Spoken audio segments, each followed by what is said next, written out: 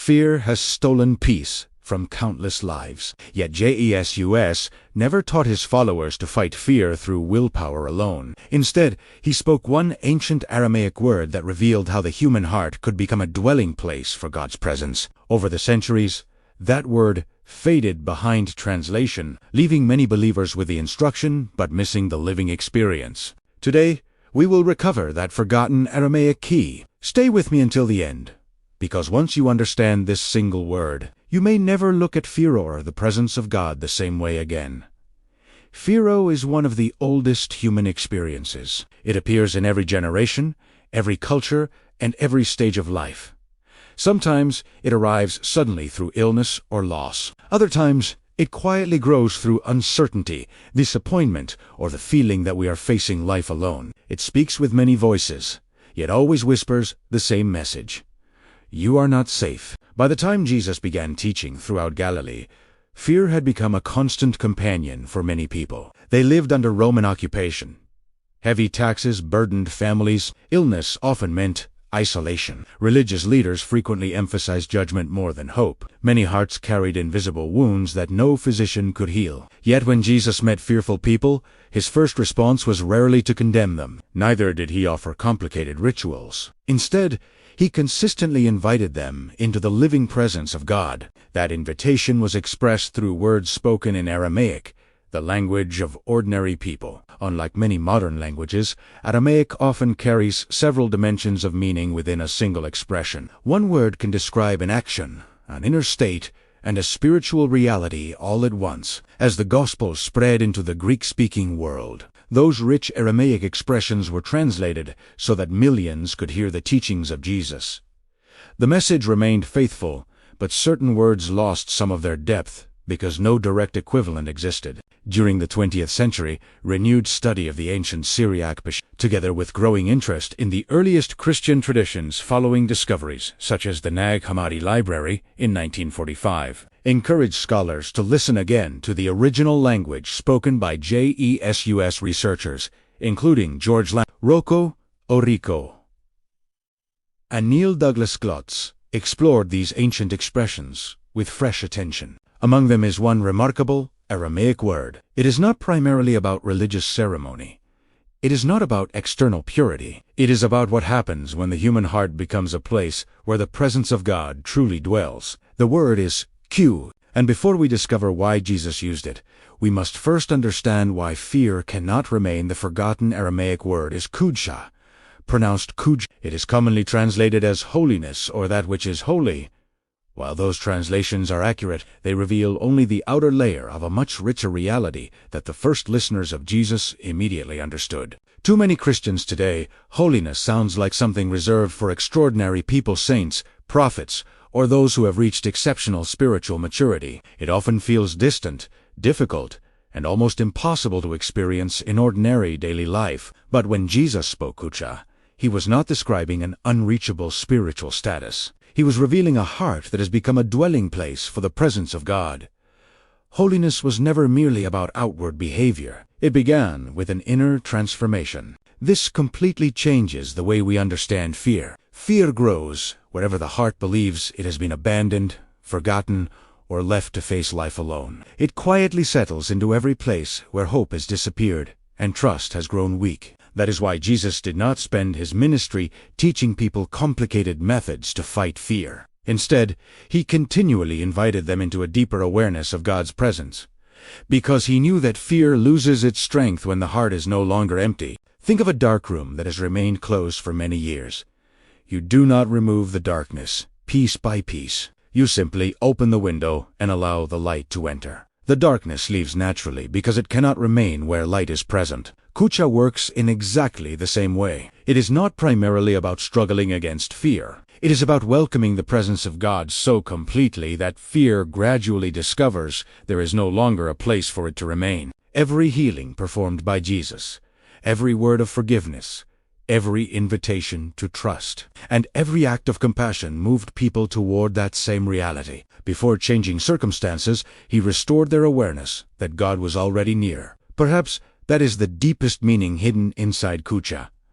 Holiness is not the reward for people who have conquered fear. Holiness is the atmosphere created when the presence of God fills the heart, leaving fear with nowhere to live. If this teaching has opened a new perspective for you, our Aramaic Wisdom Guide can help you continue this journey. After all, true knowledge sets us free. You'll find the link in the comments. And the best is yet to come. In the next chapters, you'll discover what could change everything for you. ABWOON.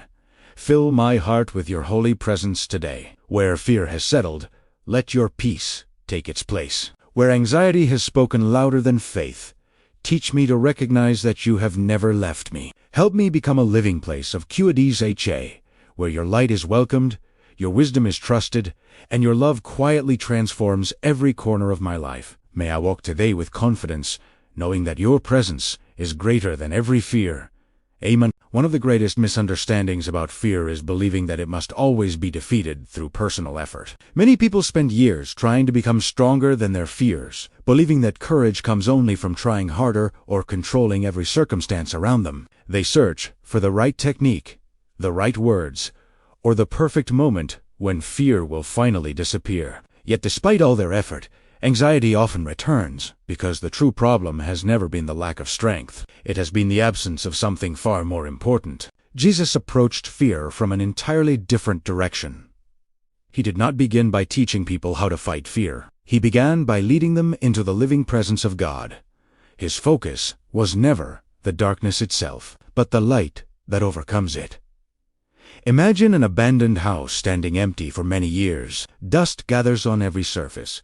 Broken windows allow the weather inside, and silence slowly becomes decay. The solution is not simply sweeping the floor or repairing one broken wall. The house must become inhabited again. The human heart works much the same way. When it loses its awareness of God, fear quietly occupies the empty spaces. Anxiety begins telling its own story, convincing us that we are alone, unprotected, and responsible for carrying every burden by ourselves. This is why Qudsha is so extraordinary. It reminds us that the heart was never designed to remain spiritually empty. It was created to become a sanctuary, where the presence of God is welcomed every single day. Throughout the Gospels, Jesus repeatedly restored this awareness before anything else. People came to him carrying fear of sickness, fear of rejection, fear of failure, and even fear of death. Yet before changing many of their circumstances, he first restored their confidence that God was near. Once that awareness returned, peace began replacing fear almost naturally. Not because every problem immediately disappeared, but because the heart was no longer abandoned to face those problems alone. Perhaps this is the deepest mystery hidden inside Qudsha. Fear does not disappear because we become powerful enough to overcome it. Fear gradually loses its place because the presence of God gently fills every corner where fear once lived. In the next chapter, we'll discover why Jesus taught that true holiness was never about external rituals. Instead, Qudsha reveals how the human heart itself becomes the living temple where God's presence transforms every part of our lives. If Qudsha is not primarily about religious ritual, then what did Jesus actually mean when he spoke about holiness? For many centuries, holiness became closely associated with external actions. People often measured it by ceremonies, traditions, clothing, or visible religious practices. While these expressions may have deep value, Jesus continually reminded his listeners that true transformation always begins much deeper than outward appearance. This is why he challenged those who focused only on what could be seen. In the Gospel of Matthew, chapter 23, Jesus warned against polishing the outside while neglecting the inside. His concern was never simply about behavior. He was calling people to a heart that had become fully open to God's presence. That is the beautiful invitation hidden inside Qudsha. The human heart was never meant to become merely a place where good ideas are stored. It was created to become a living sanctuary. Not a sanctuary built with stone walls or decorated with precious materials, but one shaped by humility, trust, compassion, and the continual awareness that God is already near. Imagine entering an ancient temple at sunrise. Everything inside is quiet. The noise of the world remains outside the walls, while the atmosphere within invites stillness and reverence. Now imagine Jesus saying that your own heart was created to become like that sacred place. This is exactly what Qudsha points toward. When the heart becomes a sanctuary, fear finds less room to grow.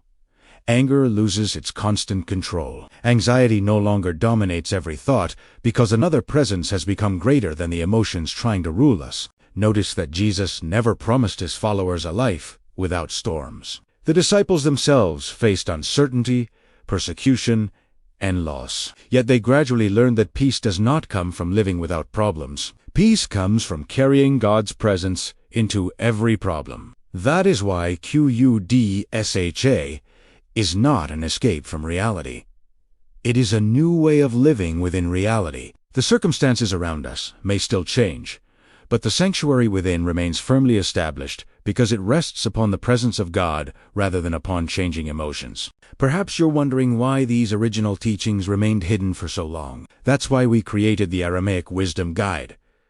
Because true knowledge sets us free. The link is waiting for you in the comments. Now, the question becomes deeply personal. How do we allow Qudsha to become more than an ancient Aramaic word? How do we experience what Jesus intended when he invited ordinary people to become living sanctuaries of God's presence? The answer begins with a simple daily practice that takes only a few minutes, but gradually reshapes the atmosphere of the heart.